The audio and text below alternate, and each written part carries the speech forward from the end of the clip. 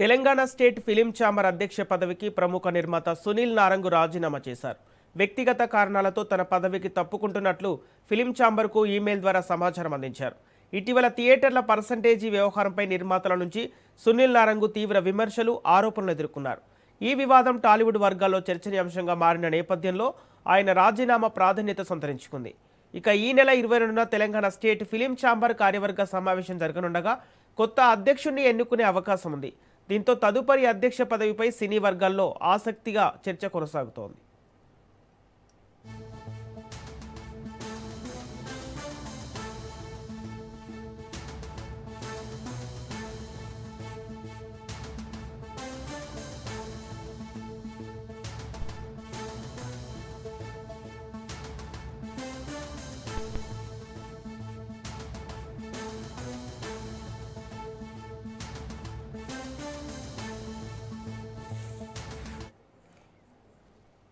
ఇక ఇదే అంశానికి సంబంధించి మరిన్ని వివరాలు మా ప్రతినిధి సంపత్ అందిస్తారు. Sampath, Telangana state film chamber అధ్యక్ష పదవికి ప్రముఖ నిర్మాత సునీల్ నారంగ్ రాజీనామా చేసినట్టు తెలుస్తోంది. అప్డేట్స్ ఏంటి?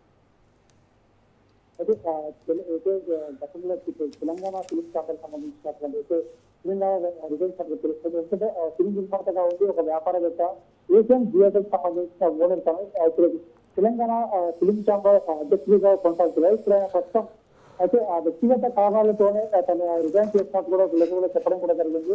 తర్వాత అధ్యక్ష పదవికి రాజీనామా చేసుకోవాలని చెప్పడం జరిగింది. అయితే ఇప్పుడు ఇదంతా చూస్తుండగా రీసెంట్ గా కూడా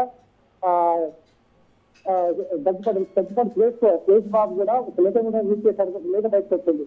లేదంటే మేమందరం కూడా ఏదైతే ఇప్పుడు పర్సంటేజ్ విధానానికి కూడా కట్టుబడి ఉన్నామంటే లేఖ బయటకు వచ్చింది తెలుస్తుంది. దాని లేఖ ఖండిస్తూ కూడా ఈ లేఖ తప్పుడు లేఖ, దీనికి నాకు ఎటువంటి సంబంధం లేదో చెప్పడం జరిగింది. కానీ ఇప్పుడు ఈ నేపథ్యంలో సునీల్ నారంగ్ రిజైన్ చేయడం పట్ల అయితే రాబోయే రోజుల్లో పెద్ద పరిస్థితి కాబోతుంది. మరి దీంట్లో చూస్తారా లేదా అయితే రెండు స్థాయి నడుస్తుందా లేదా అయితే లేకపోతే పర్సంటేజ్ దాన్ని కొనసాగిస్తారా కూడా ఇంకా చర్చన మారింది. ఎందుకంటే ఇప్పటివరకు కూడా వాళ్ళకి తప్పు చేసి పర్సంటేజ్ ప్రకారమే చేద్దాం అనుకున్నారు. కానీ మరి ఈ నేపథ్యంగా రిజైన్ చేయడం ఇంకా వ్యక్తిగత కారణాలుగా రిజైన్ చేసినట్టుగా చెప్పడం కూడా జరిగింది.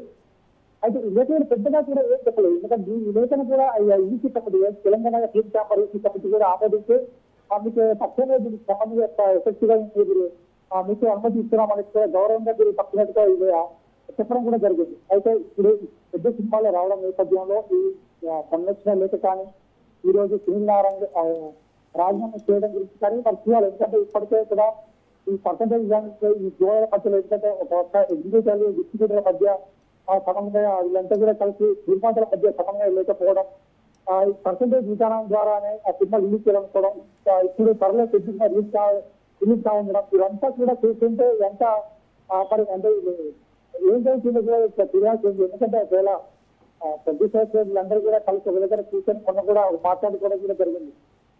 ఎందుకంటే వీళ్ళందరూ కూడా రెగ్యులేటర్స్ పైన కాకుండా పర్సంటేజ్ దాని ఆలోచిస్తున్నారు. దీనికి సంబంధించిన కమిటీ కూడా వేయడం కూడా జరిగింది.